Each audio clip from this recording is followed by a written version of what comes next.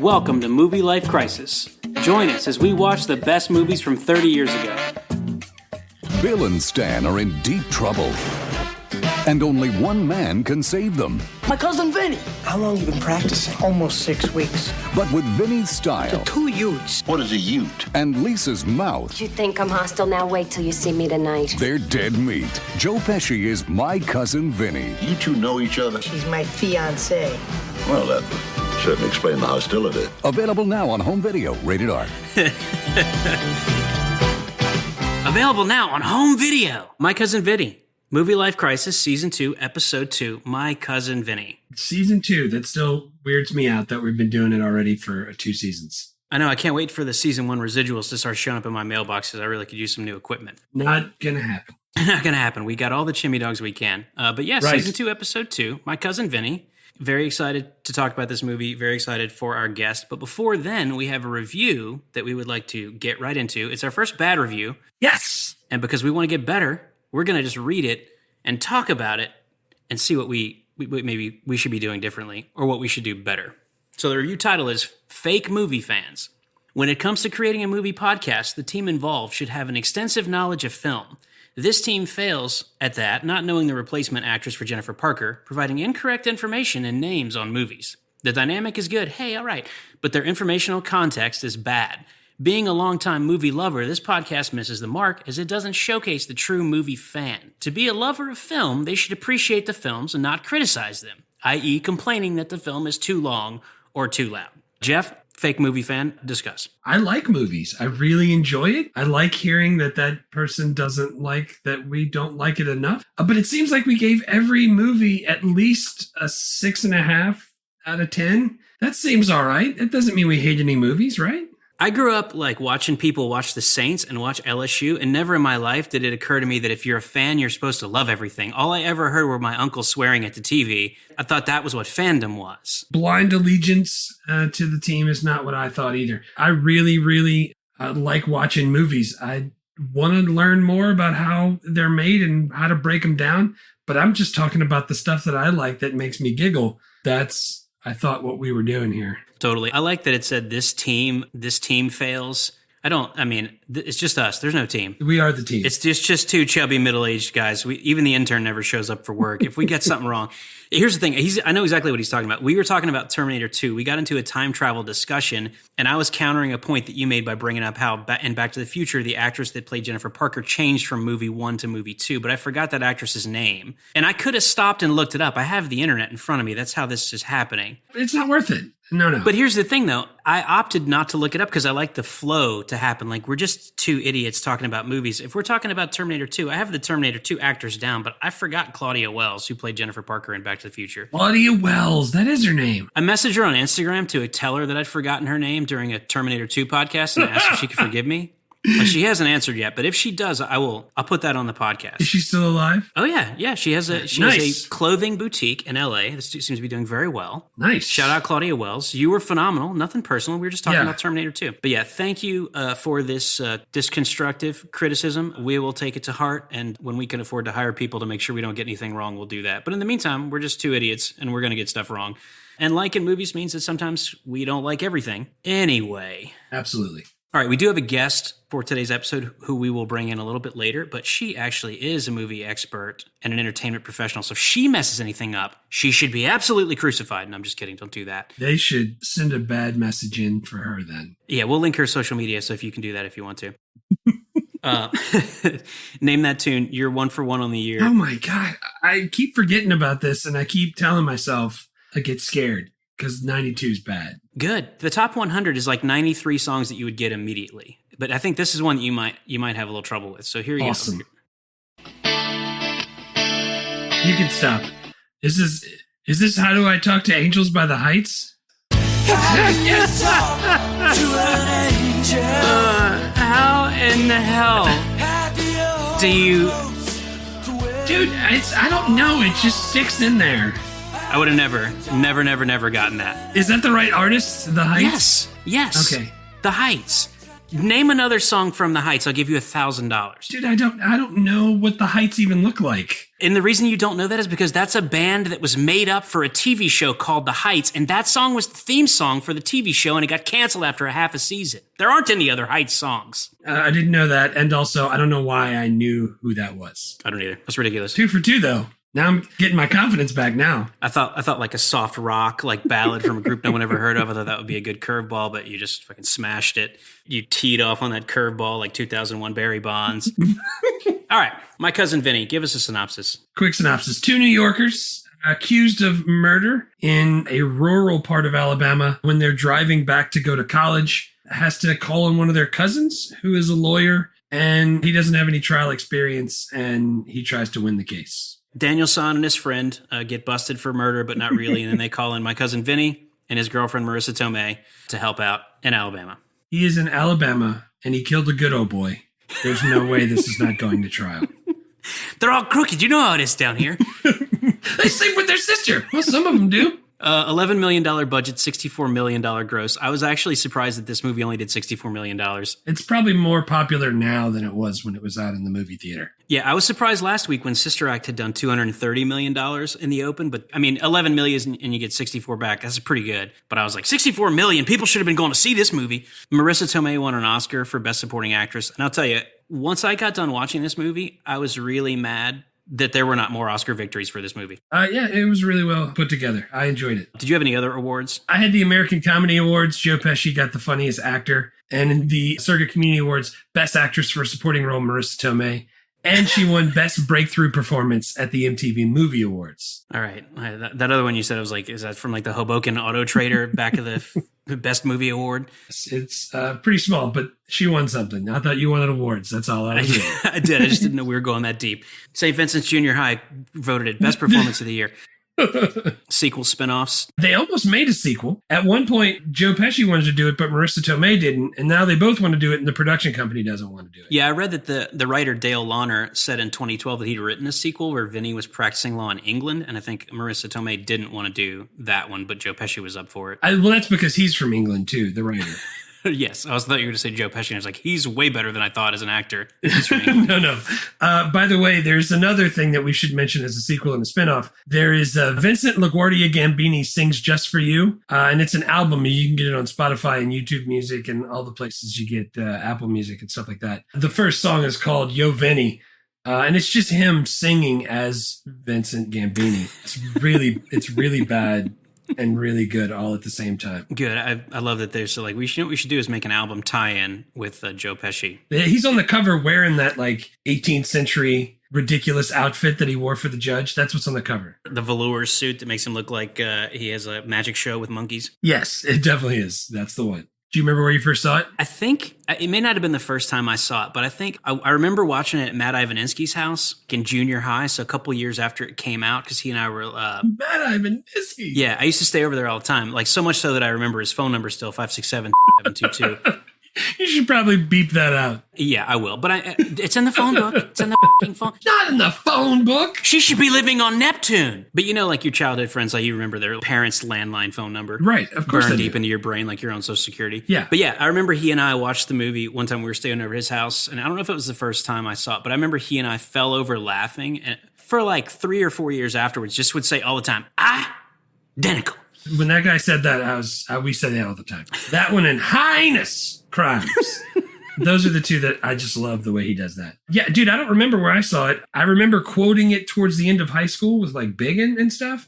Yeah. So it had to be right after it came out. I don't know. It's fantastic. So I don't really remember it, but I'm glad I saw it. Yeah, this is one I saw so many times. It's a miracle I have one clear memory of seeing it, but I do have that one. And I saw it an easy 30 times after that. And if like Wendy didn't watch it with me when I rewatched it, she's like, we just watched this, me and you, like last year. I was like, so watch it again. It's freaking amazing. So I watched it, then took my notes, and then Kat was like, well, wait, I want to watch it. So then we had to watch it again. Like, it's so good. So what did you give it if it's so good? I got a 9. I got 9 out of 10 chimney dogs. If we can't do halves, I'm doing 9 also, but it's 9.5 for me. It's really close. No, I think we said halves are okay. Okay. I'm going with 10 chimney dogs with a bite taken out of it. 9.5 chimney dogs. Dude, I thought hard about 9.5. I just don't want to jam myself up that much, but I almost gave it a 10.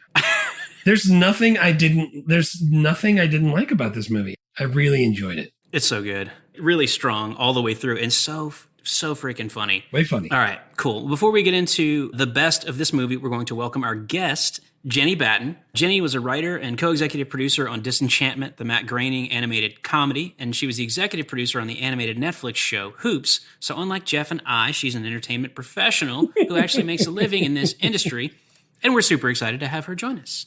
Yay. Guys, I am so happy to be here. I love your podcast. I am going to come at you with a correction already. Please tell us. Because earlier, when you said you had a guest, you called me a movie expert, and that could not be further from the truth. I know nothing about movies. I don't want to know anything about movies. I like to keep it all in the dark because I don't want homework. That's probably smart. TV That's a good call.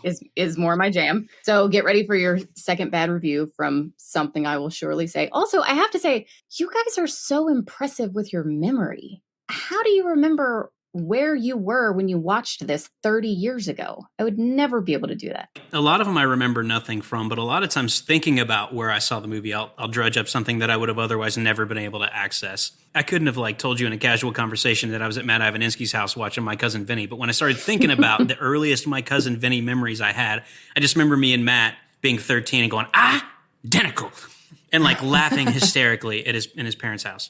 That's awesome. Well, still impressed either way. But thank you for having me. I'm stoked to be here. Of course. Okay, best scenes. Jeff, what's your first one? The part where Vinny is cross-examining the prosecution's witnesses, and he has, the guy who is cooking the grits, the magic grits, he's cross-examining him, and he gets to the guy that lives in the trailer with the dirty screen. And he's holding the pictures and he's telling him the stuff. And he was like, all right, and what do we call these big things right here? And the guy's like, trees. He's like, trees, that's right. Go ahead. Don't be afraid. Just shout it out. Don't be afraid. You just shout it right out when you know the answer. That whole scene, how he sets up all of the, he just lets those people walk into a trap. And that's how he proves his point is fantastic. Yeah. The whole, she says her glasses are fine.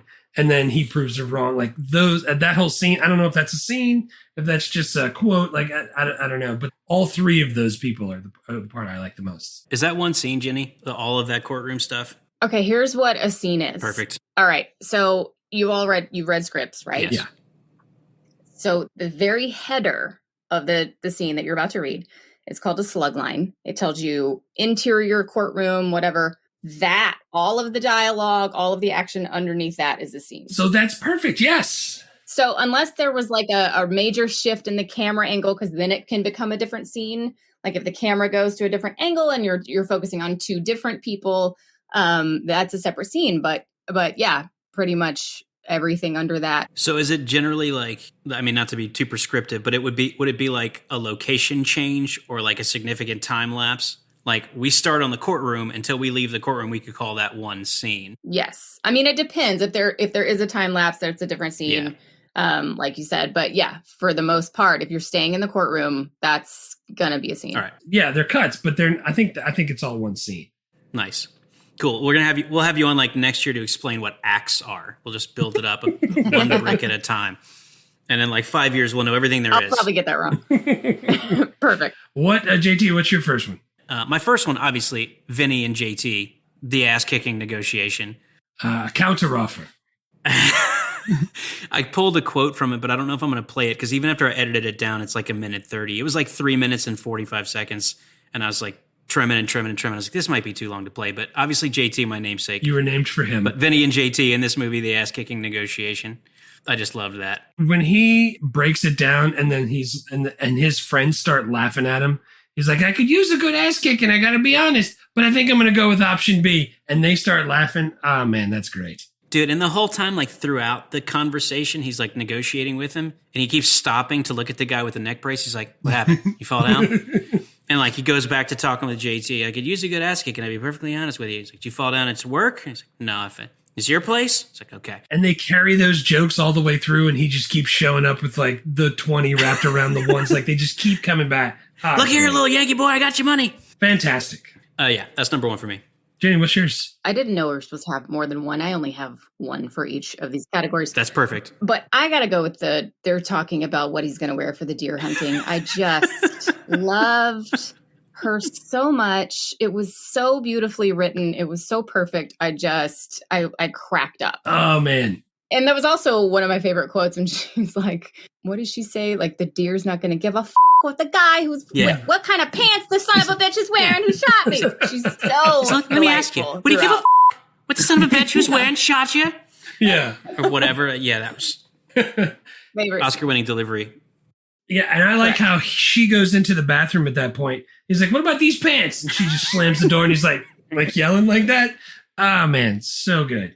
I love that that's how he calls her, too. Oh! All right, Jeff, what's your next scene? When he's talking to Mona Lisa Vito and she's on the witness stand and he says, does the defense case hold water? And she has that, like, epiphany, like, oh, no, I know it's now, or whatever it is, a 62 Pontiac Tempest or whatever. That whole thing, I like that. She has the apostrophe. Yeah, she has the apostrophe and realizes that it's not a 64 Buick Skylark. It is a 63 Pontiac Tempest. Yeah, I got that one as well. It's like the climax of the movie, and it's freaking genius, and I loved it. Yeah, it's really good. I thought it was kind of ballsy for him with his cousin's life and the balance to not just tell his fiancée beforehand, like, hey, check this out. These tire tracks are the wrong thing. Go up there, and then I'm going to ask you about it. He just throws it at her on the stand. Like, what if she misses that, and then his cousin gets put to death? He could say it after that. It was, dude, when he set it up, it was really, I thought this whole thing was really well put together. I don't know if this is how it is in real court. I do too. It's not like Law and Order. I hate to bash Law and Order again since we got trashed for that on Twitter, but it was really well put together. And if lawyers are like this, I can see why they get paid so much money. Well, I can't speak for the case itself being well put together, but I will say as a movie plot, this thing was so good. Yeah. These things were laid in very early. They were thrown away. They were used later. She comes around. She's the hero.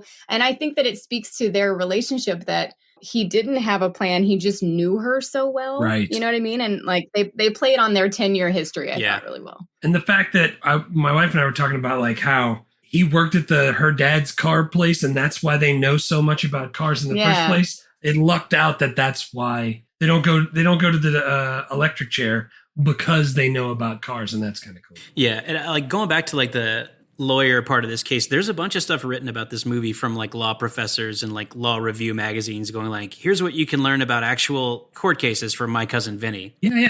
It's pretty, lawyers love to write stuff, and it's pretty well chronicled how accurate the law is in this movie.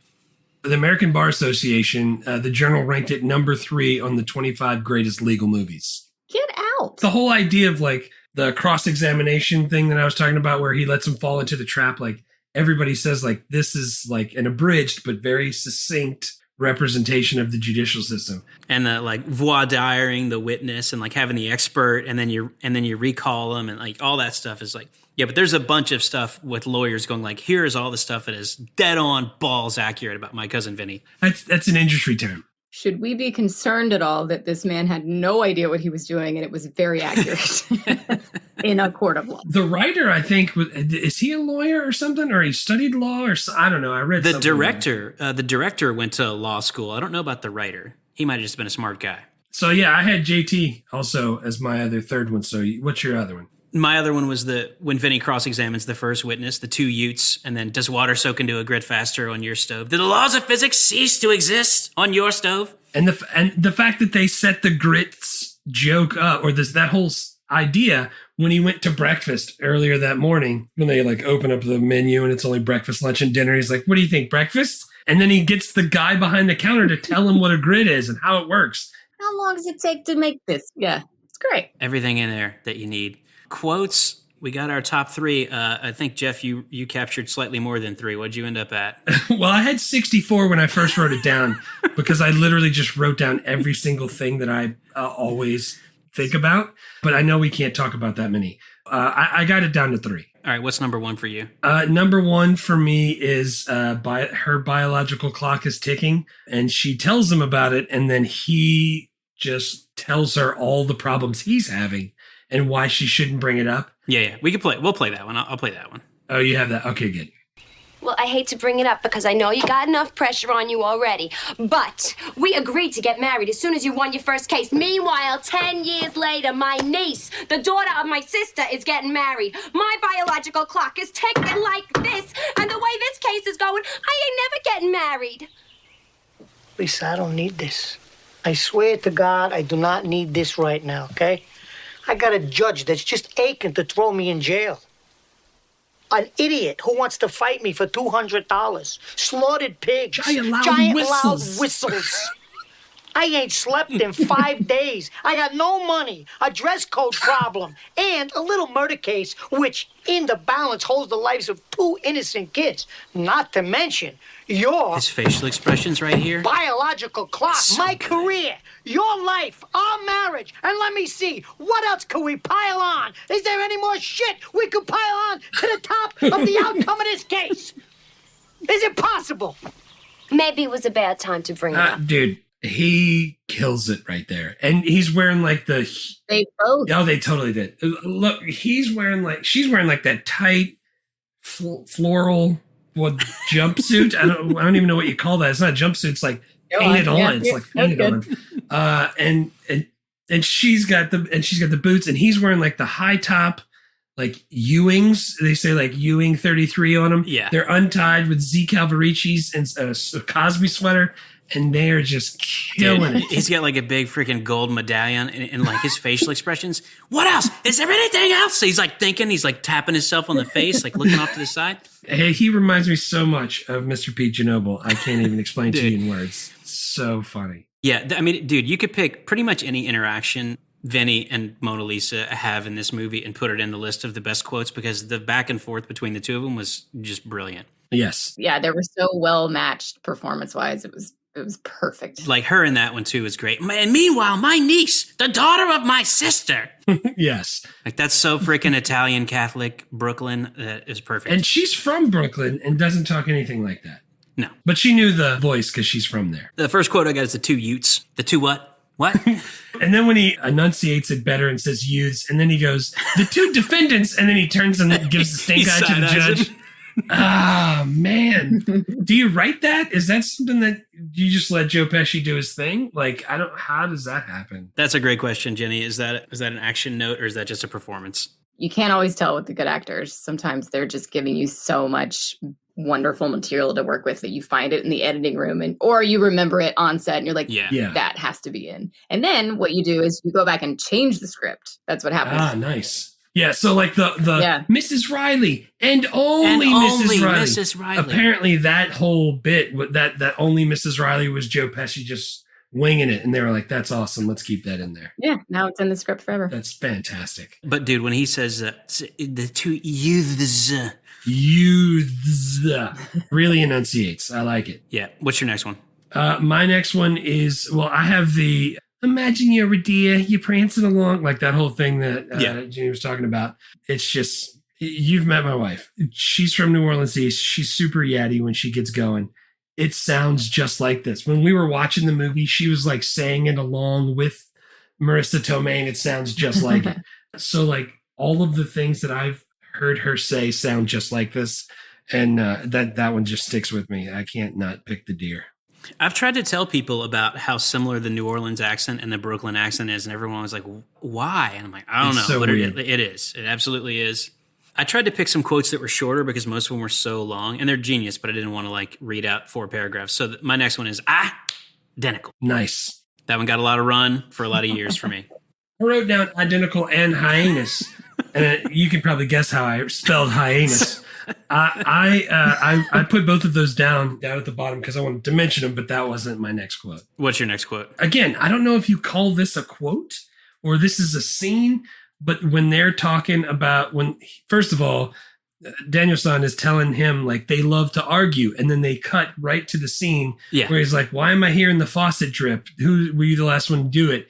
And then they just start riffing from there about the Craftsman Model 1019 Laboratory Edition Signature Series torque wrench. That whole thing. And he sets it up just like a lawyer. He's like, you were in the bathroom just a minute ago. Did you use the faucet?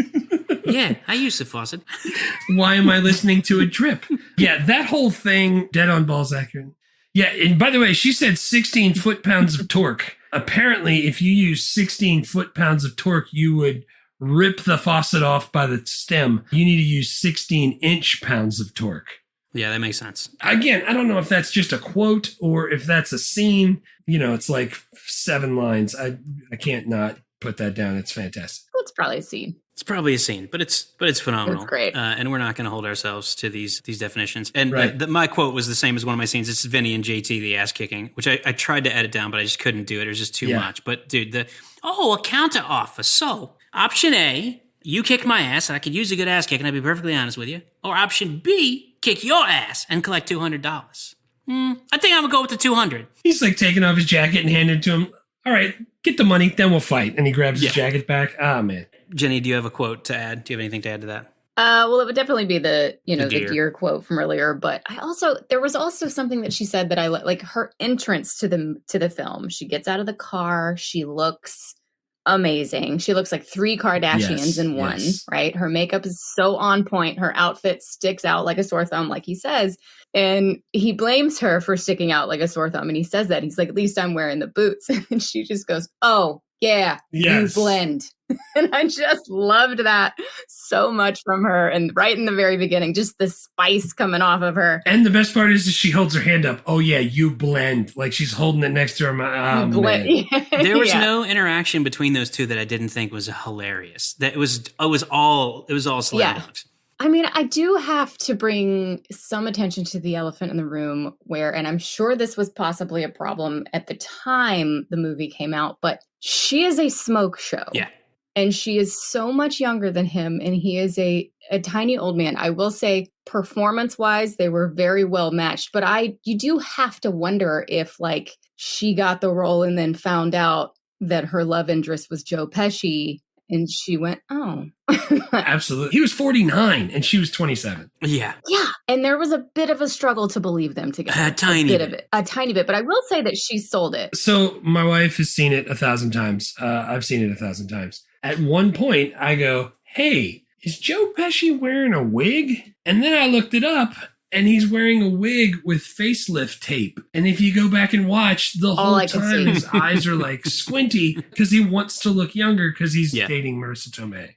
All I could stare at. That's so weird. I mean, and then at one point, like I think it's the whistle noise or some noise, and he gets up in the middle of the night, and I'm like, is this man just wearing a t-shirt with no pants? Like, is he just Winnie the Poohing it out there? God, I saw that and too. And this sexy woman is in bed with it. It was insane to me. There were a few moments like that where you really struggled, but then she does sell it. Like, she stares at him and she's so in love with him and proud of him. And, they talk about their 10-year history, and I'm like, all right, if that 10 years wasn't there, I don't get it. It's hard to me to think of who could have done a better job than Joe Pesci, but that is the biggest struggle is like, how do you put her with him and expect anyone to believe that real life is happening?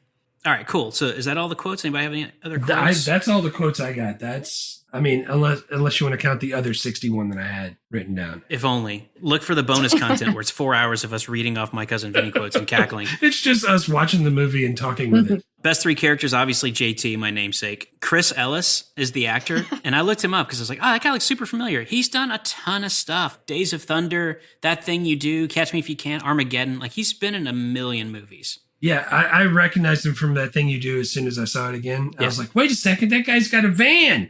We're all signing. You're signing, I'm signing. We're all signing. I'm going to start my letter writing campaign to Tom Hanks, I think maybe next year, to try to get him to do That Thing You Do in 1996. I think like a couple letters a year, like maybe one a month for 3 years, get him to come on the podcast. He's really into typewriters, so if you typed on an actual typewriter and sent it to him, I bet he takes it Yeah, I have serious. a friend in Nashville who has a typewriter. I'll just do typewritten letters, just one a month for like 3 years, get him to come on the podcast and talk about That Thing You Do in 1996. I think that's totally achievable. Man, Who's your first? My first character is Lane Smith, who plays Jim Trotter III, the prosecutor, the guy who says identical and hyenas. He just kills it. His opening statement is another one that the Bar Association talks about, how it's so well put together and how he uses physical space to like walk over, and he's like 3 witnesses and he's pointing at the witness stand. And he sells it, man. I mean, I really liked him in this. Yeah, he was phenomenal. My next character is the judge, Fred Gwynn. I really liked him in this. He was most famous for playing Herman Munster in The Munsters, wearing the big Frankenstein like face and the giant shoes. And he got typecast after that for a long time, but he started to kind of pick up towards the end of his career. He did a bunch of animated stuff. This was his last movie, by the way. And he was great. He had that big like droopy facial expressions, but like a lot of them, like just his like reaction looks were cracking me up. It said he went to Yale as a judge And in real life, he went to Harvard. He went to Harvard. That's cool. Who else? My next one was Marisa Tomei because her accent was freaking phenomenal. And she's got it going on. She was really good. Just everything about her character was awesome. Jenny? I almost felt like Brittany Murphy in Clueless is almost doing an impersonation of Marisa Tomei in this movie. I kept thinking about, it was so similar, and there was something about even just the lipstick was so identical, and the gestures and everything. But yeah, obviously Tomei and Pesci. And then I kind of have to give it up to Ralph Macchio. Yeah. I feel like he's the least intimidating leading man that's ever been. I know he wasn't a lead in this, but he certainly has been a lead. And I don't know how he pulls that off, but he just seems like such a sweet guy. And I thought he did great with the part. I think he was billed here as a co-lead, and like Roger Ebert in the review was like, Ralph Macchio was the co-lead and they didn't have anything to do. He just sat there with his mustache and tried to not go to jail. Yeah, his mustache is on my worst for this movie. I know how you love the mustaches. Dude, my last one is Austin Pendleton, who plays John Gibbons, the guy with the stutter. Public defender. Oh, yeah, dude, God. When I saw it again for the first time in a long time when I watched it, and he is hitting the guy on the shoulder when he's trying to think of the word, and they show it back over his shoulder, and you could see like Ralph Macchio and Vinny, and they're all laughing at the table. I was like, oh man, this guy's killing it. I went and looked it up. I had to figure out like, how is he so good at this? He actually has a stutter in real life, so he didn't want to take this, but he did it as a favor to the director. And apparently on set, they just had to keep doing takes of him doing it because it was so hilarious that the jury would start laughing. Like when he shows us his prosecution and he's going, and he's like spitting all over everything. They all lost it. He had to do it like 3 and 4 times. That's great. If you can make that many people laugh. Are you saying he wasn't faking it? No. He was definitely faking it. Okay. But he grew up with a stutter, and that's why he didn't want to take it at first. Because I was like, wait, that just puts a whole new light on it, and I'm uncomfortable. He was definitely acting. But he had a stutter when he was younger, and that's why he didn't want to take it at first, but decided to. I put him in as an honorable mention for my best character because I think he had the highest batting average in this whole movie as far as like lines for laughs, because almost everything he said killed me. You were not wearing your necessary prescription glasses. They's reading glasses. He's a tough one. And he's sweating the whole time. Dude, he was absolutely killing me. My last character was Joe Pesci, who's just so angry and he's so funny. And I just love the angry, like small Brooklyn Italian man energy. Yeah, he's good. Just because it reminds me of a lot of people that we grew up with, like Peach Noble, who are just angry Italian men who are just like that yell all the time and wear gold chains. And I love it. Fantastic. I got no other characters though. Yeah. So let's talk about Marisa Tomei, because she wins the Oscar for this role, Best Supporting Actress, in the 1993 Oscars, which are for 1992 movies. And everyone for the last 30 years has been making fun of that like it was like a fluke. But I pulled the list of the other nominees. It's Judy Davis for Husbands and Wives, Joan Plowright for Enchanted April, Vanessa Redgrave for Howard's End, and Miranda Richardson for Damage. I don't know any of those movies. I don't remember any of those movies. Wait, can we talk about bad characters? Yeah. I mean, yeah. What about the guy who eats the whole chicken leg in one bite? Pulls it right out. Because that was so repulsive and to it me. sounded like a boot stuck in mud. Hands down, least favorite moment. Christ, how many takes did he do? Where he ate a whole chicken wing. I've watched people eat like chicken wings, like the tiny little drumettes like that. Mm-hmm. But that was a full size. That was a drum.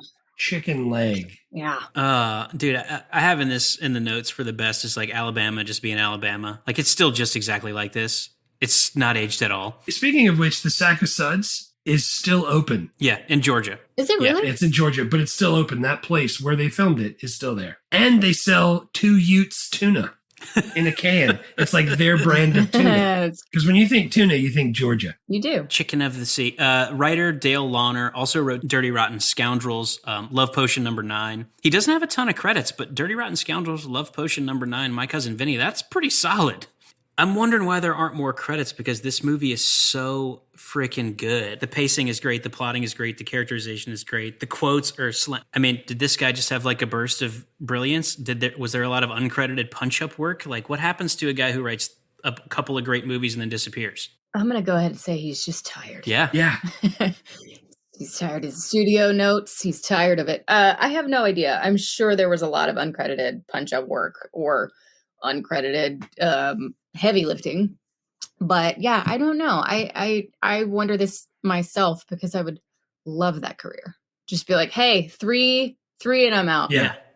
I'm done. I'm hanging it up. Do you have any more best, Jeff? I don't have any more best. Jenny, you have any more best? I don't. Did I skip ahead to the worst? Are we going through worst now? Totally doesn't matter. Jenny, will you tell us, as a stylish woman, about Mona Lisa Vito's clothing in this movie? I will. I don't know. Actually, I think everything she had on is making a weird comeback. Yeah, now, which definitely. I don't understand. Yeah, right. And I don't fully understand. But I think that she was definitely over the top, but it looked so good on her. And again, I will point out her makeup was so on point in this movie. She looked like what the Kardashians are having plastic surgery to look like. Yeah. And she had like the one like white streak of hair like Rogue from the X-Men. I'm telling you, she could do way better than Joe Pesci in this movie. But she doesn't know that, and she loves him, and that's all that matters. Yeah. And her hair and makeup looked great even when she was supposed to be going to bed. So like she was like cleaning her, I don't know, pantyhose in the sink. And he was like, that was like right when Joe Pesci was like, I don't know what I'm doing. I'm scared. And she's just wearing like a smoking hot nightgown. But like she looked great in that also. Like she was killing it. Yeah. I mean, just in her t-shirt and underwear, she looked amazing. And then when Joe did that. I was going to say you didn't like it when it was a Yankees t-shirt on a 49-year-old man. Not okay. No. Why would they not cut that out? I like So, Jenny, I have some questions for you. The first one is, sure. Where do you rank the name Mona Lisa Vito in the great character name pantheon? I have some names for you. I'm going to throw out. You can say better or worse once I get to the end. So, sure. Like Cole Trickle from Days of Thunder, Knox Overstreet, one of my favorites. Indiana Jones, obviously. Trinity from The Matrix is a name I think is underrated. Foxy Brown, Cruella de Vil. I feel like Mona Lisa Vito's got to be in that conversation. Here's why I agree with you, because if you're naming your character that, she's got to live up to it in an authentic way, and she just knocked it out of the park. She does. Like, she deserves the name Mona Lisa. It was so good. Mona Lisa Vito. Yeah, she fully owned that. There was never a moment where you doubted that was Mona Lisa, that there could be a person named Mona Lisa Vito who would do and say all of those things. And because she's Italian, Mona Lisa was her first name, and she also had a middle name probably, and Vito was her last name. Yes. I feel like naming, if I was going to try to write something, naming would be one of the hardest things for me. Are you good at naming stuff, Jenny? Is there a trick? I do enjoy it. I don't think there's a trick. I enjoy it. I don't know why, but I tend to have a bad memory, but I will remember someone's great name. Yeah. And I will use it later. I'm writing a movie now, and I met someone named Gilly years ago. And of course there was the SNL skit, but this girl is such a Gilly that it's like, I don't know. There's something, once you name the character and it really works, it just kind of feels good in your gut. Nice. If that doesn't sound too pretentious. No, not at all. But I also feel like as a TV writer, you have to keep up with the new names. Right? Like you can't be having Rachels anymore. Yeah, right. Or even just anyone my generation, like Lindsay's and Lauren's, Jennifer's. they're kind of you out. You gotta get like Madison's. Yeah, and like you gotta have the Madisons now. You gotta have the Campbells, and the boys are all Colton. And it sounds like you're reading my role for my high school kids. That's what it sounds like. Yeah, you do. You have to keep up with it because again, if you write something and then it doesn't get produced for a few years later, and you've got these old lame names. Yeah. They got to be changed. Never would have thought of that. Oh, I do have a writing room question for you. If you get assigned, so like, all right, the whole writer's room, let's say, breaks out a season at the beginning and says like, here's the kind of what's going to happen over the course of the season. And you chop it up into episodes, and then you assign an episode to individual writers, and they go and write a draft. If you get assigned an episode and that episode, for whatever reason, like needs a new character, a speaking role, do you create that character, name them, or does that like a showrunner has to sign off on it? If you have to accomplish a certain thing in a scene and a character will help you do that, you throw the character in, here's a character, and then you're getting something called character payments every time that character reappears in someone else's episode. Nice. throughout the series, in perpetuity. For the person who originated that particular character. Yeah. So you have created that Nice. character, and now you will get, it's a very small payment, but you still get it. And, makes you feel good. Yeah, absolutely. You're like, they're paying attention to That's me. awesome. That's really cool. That has no bearing at all on this movie, but I just am super interested about that stuff, as you know. Yeah. Ask me anything. Yeah. I think the other question that I had was like, how did you get your first writing gig? Would you tell quickly that story? Do you have to have a strong preference for the Oxford comma, or do you have to know how to use a semicolon? Those are the things I want to know. You don't. God, I love an Oxford comma. Me and too. People take them out, and I'm like, no, I would. And I put it right back in. It's, it gets real passive aggressive. You don't have to even have correct grammar, because the writer's assistant will be correcting everything that you do wrong. Anyway, what was your original question? What was the pathway to the first writing gig? Oh, it was actually, I got to audition for SNL. Saturday Night Live, for those people who might not know. Just joking, everyone knows that. I auditioned for that. I met with Lauren. I had like that weird meeting with Lauren, which was so bizarre. And then after that, it was like the first time, because I had been trying for years and years to break in. But if you get to audition and then you get a meeting with Lauren, people want to read your script. Yeah. And I just happened to have one, because the writing partner that I told you about, she had lied to an executive and said that she had a pilot.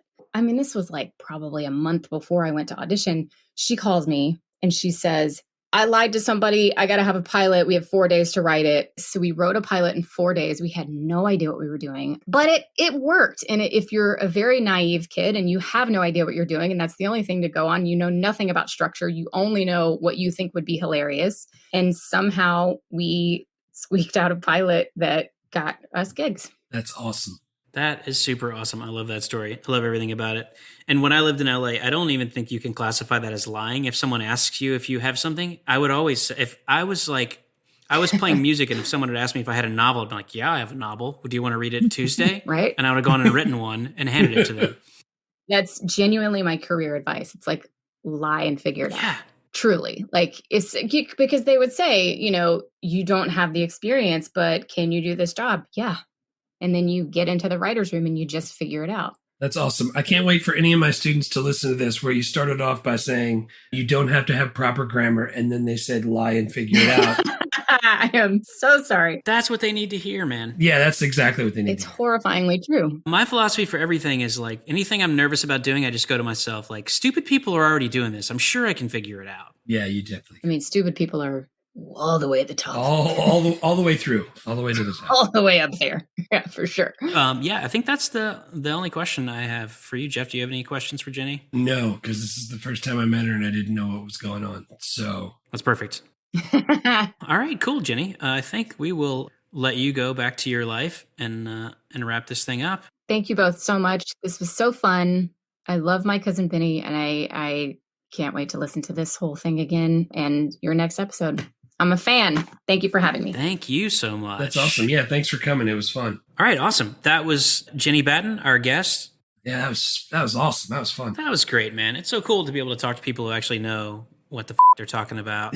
Right. Unlike me and you. And I think the plan for guests going forward is going to be kind of like that. We're going to try to bring on people who, number one, we think are interesting and who like movies, and then hopefully can also teach us some stuff, which should be pretty easy because we don't know anything.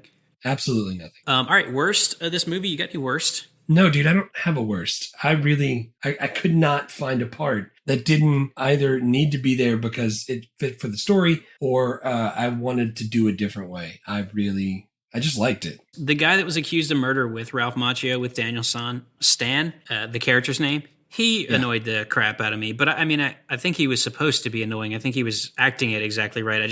Every time he was say something, he was annoying. Did you read who tried out for that part originally? No. One Mr. William Smith, the Fresh Prince. Nice. That would have been a total waste of Will Smith because that guy did nothing except was like a whiny. Yeah, agreed. So yeah, him I didn't love, but also I think that was I think you could have written that guy to have been the counterpoint to Daniel San and not have been a total sniveling coward who was super annoying.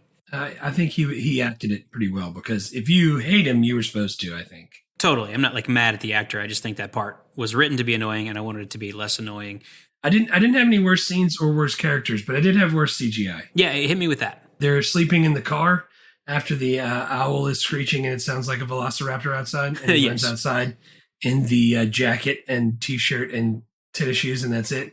Shooting the gun, and then it starts raining. It's like, I don't see no stars, and then the lightning strikes. The lightning was, while I think not better than City Slickers, not better than City Slickers. T2. It was, it wasn't better than T2 either. I didn't like it because it was like the same shot just mirrored, and they did it twice. And then when it started raining, I could see, like, you can't see it, but you can see where all the rain is concentrated as it's coming from the like spigot or the you can tell there. You can tell there's a rain machine like out of frame, and I don't like that. They need to either back it out away so I can't tell, or do something else. Again, I don't know anything, but I think when I can tell that there's a rain machine, what's happening is there's not also a wind machine blowing the rain around. Like it's just dropping straight out like it's a giant shower head. And this looks like one of those ones where it's like spraying out in a circle kind of up. And it's right off frame. So it's like super concentrated right in the corner of the screen. And then it's coming down. This thing's fantastic. We're nitpicking. Right. Then the other CGI I didn't like was his facelift tape. Which, by the way, I went down a super long wormhole of YouTube. It's like tape that you stick to your face, and then it wraps around behind your head, and it's got these loops on it, and you hook it, and then can tighten it down to just like give yourself a home facelift, and then you just put a wig over the top of that, and you're done. I didn't know that he had that, but it didn't work because I didn't think that he was 27. I thought that he was 48 or whatever age he really was. Yeah, well, this is the thing, too. Like, I have seen that movie 1,000 million times, and I never saw that. And then I saw it this past time, and then I told Kat, and now she's like, you ruined the movie for me. Yeah, now you can never not see it. Right, all I see now is Asian Joe Pesci because his eyes are pulled so freaking tight. Old tech alert. I mean, it's Alabama in the early 90s. It's only old tech. There's a couple of giant computers. All the cars are like from the 60s and 70s. Yeah, but I didn't see like... there was a payphone. She was on a payphone. There was a payphone, and also the district attorney, Jim Trotter III, calls on like an old school like Motorola bag phone from his car. Yeah, I saw that. Like it was like a freaking. What did he ask before he called on that phone? You got a Xerox machine? Y'all got a Xerox machine over there? And you could see like in the shot, like not only was he calling from the bag phone, but you could see the like external antenna from the phone that was like mounted to the car window. Yeah, and he had the curly like wire. It was like a connected. It wasn't. Yeah. For people who are under the age of 30, you might have to go Google Motorola bag phone. But like my dad had one, and I remember having to like. You called it a car phone because you could take it out of the car, bring it into the house, and plug it in, and it came in a freaking leather suitcase. And it was $3.49 a minute. It was ridiculous. You had like a set amount of minutes. Like I remember at one point, like my dad's phone had like 40 minutes a month. And of course you couldn't text. So like the only thing you could do was talk. So you like you had to, in your head, plan out what you were going to say if you had to make a call so that you could dial the number. Wait a second. Is that why, Mr. Chuck? And then hang up. Is that why he does that?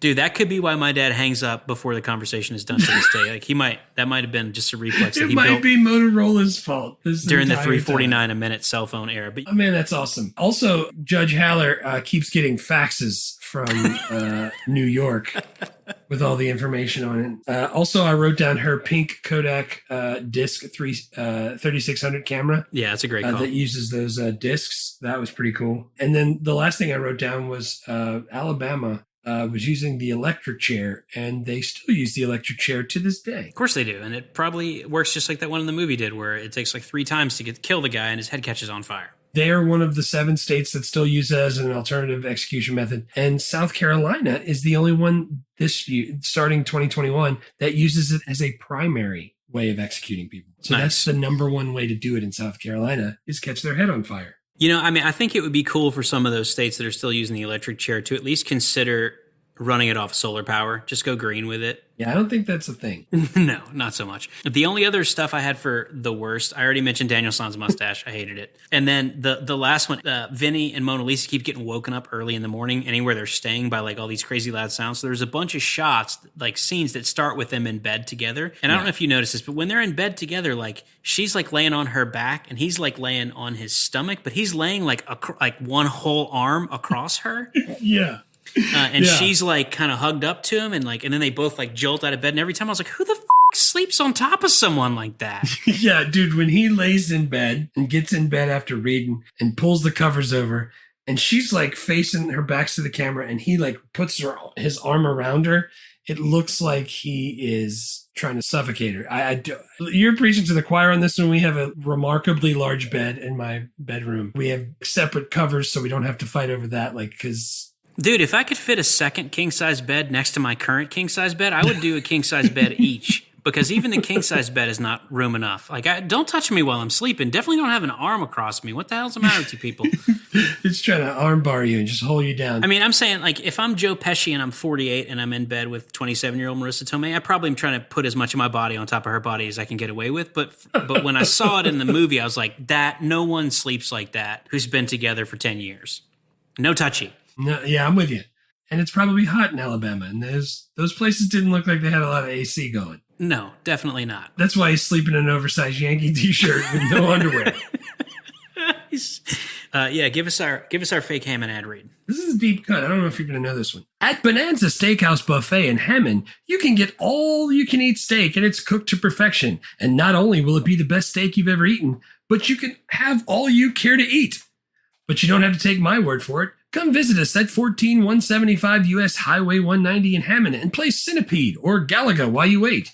You can have Yo Baby, Mr. Randy's mom, wait on you for an extraordinary experience. The all-you-can-eat Fresh-tastic food bar comes with unlimited steak for $7.49 and add endless golden fried shrimp for only $1.99. Don't forget to visit our Sunday bar for dessert. Bonanza Steakhouse Buffet, located inside the Best Western in Hammond near I-55, down the street from Kmart and Del Champs. All of our employees at Bonanza Steakhouse Buffet have been vaccinated for hepatitis A.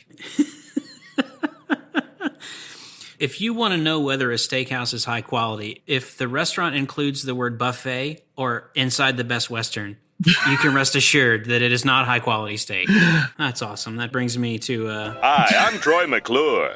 You may remember me from such nature films as Earwigs, Ooh, and Man vs. Nature, The Road to Victory.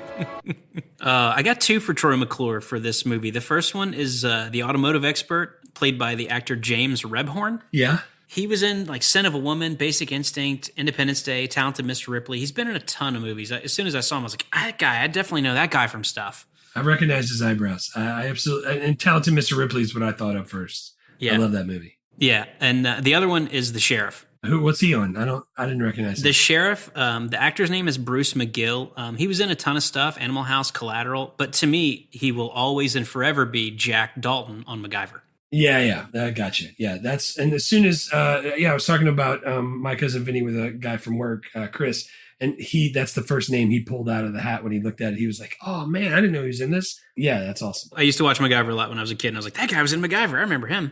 Yeah, there's a new MacGyver, and it's not MacGyver at all, and I don't like it. Pass. Yeah, I didn't write down You May Remember Me stuff, but I did write down the 4 people that of note that tried out for the Joe Pesci role. Oh, nice. Yeah, hit me. It was Danny DeVito, John Lovitz, Jim Belushi, all took a pass on it. Andrew Dice Clay is actually the person that it was kind of in a roundabout way written for and was going to do it, and it didn't work out. And apparently every time it comes on TV, like in his book, he talked about like, every time it comes on TV, he tells his daughter, yeah, that could have been me. That's messed up. But, he's Joe Pesci. You can't do any better than that if you're going to be compared to anybody. So it was going to be Dice, and it turned out not to be. I think it worked out. Yeah, I'm very happy that it wasn't Dice because I was never a big fan of his comedy, much less his acting. You got to have a special place in your heart for somebody like that if you're going to like him. Nice. You got anything else? Yeah, I did. So you talked about the writer Dale Launer. Yeah, he wrote Love Potion No. 9, Dirty Rat and Scoundrels, Blind Date, and Eddie. The director did Clue and Clue with Tim Roth and all those guys. Yeah, not to be confused with Clueless. Not Clueless, but Clue, like the board game. And on the same year, he directed Distinguished Gentleman. Nice. And he did The Whole 9 Yards with Matthew Perry and Bruce Willis. And he did Fighting Temptations with Cuba Gooding Jr. and Beyonce. I like those movies. Yeah, they had some other movies that I liked. What else? 5 questions. Is it okay for kids? What age? Why? I mean, I have to assume not okay for kids. There's like 35 F-bombs in this movie. I think there's probably more than that, it seemed like. If you want to teach your kids how to curse, this movie is the freaking Sesame Street of dirty words. They really paint a picture with dirty words. They work in profanity the way other artists work in oil and clay. Like they killed it. So there's a lot of that. The judge smokes, if smoking's an issue. Sex, there's some makeout stuff, but not really. There's a dead clerk. He shoots the gun in the air. He's got the one punch where he just jumps at JT and hits him at the same time. Like the flying punch. So all of that, I would say, depending on your child's exposure and awareness of profanity, I would give it somewhere between 11 and 15. I'm with that. I don't care about profanity, so the sooner my kid can watch this, the better. Yeah, absolutely. Would this movie get made if it were pitched now? Yeah, I think so. I think so too, man. I mean, a fish out of water comedy with some like people from Brooklyn, like down in Alabama, defending against a murder case. I love that. I love that idea. Let's do that. So is it a movie or a TV show? I mean, I think it's got to be a movie. It's fun to come up with ways to turn these into TV shows, but this, I think, would be such a good movie. If it was concise again, if it doesn't get too long, then yes, I say movie. Who do you have for the lead if we remake it? I sat and thought, who could I have to do this? And I swear I couldn't think of anybody. Like, I don't want to change any characters. I hope you have some people. I got one, but I think you're going to like it. Yeah. In honor of one of our favorite movies that we'll do later this year, A League of Their Own, I propose Vinny, Rosie O'Donnell. 22! 22. She does the freaking great Brooklyn accent. She's so funny. She's so sarcastic. And for Mona Lisa Vito, Marisa Tomei. I just put her back there.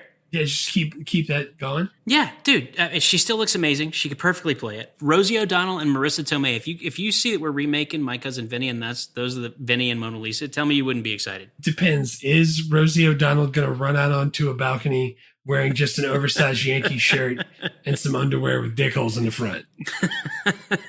Dude, imagine Rosie O'Donnell in the boots and the shirt, like out on the porch, just shooting a gun at the owl. Like I think it would be hilarious. I think she would be great. Yeah, I didn't, dude. I tried so hard to come up with somebody. I got nothing. I did too. I don't know any like modern actors like in the 20 to like 40 range that I think could pull this off. I know they're out there, but I don't know who they are. Yeah, I don't either. So I say, let's pitch it again, and we do it just now with the same actors. That would be great too. Can you still watch and enjoy this movie in 2022?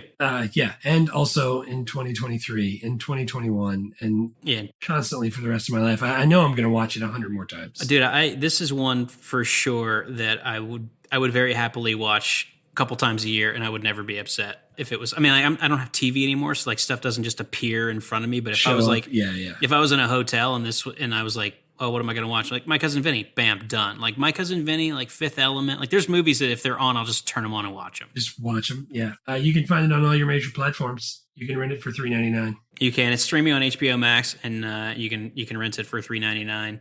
Thanks so much for listening. The next episode will come out the day before my birthday, and I just looked up what it is, and happy birthday to me. Next up, Under Siege. Oh, man. I can't.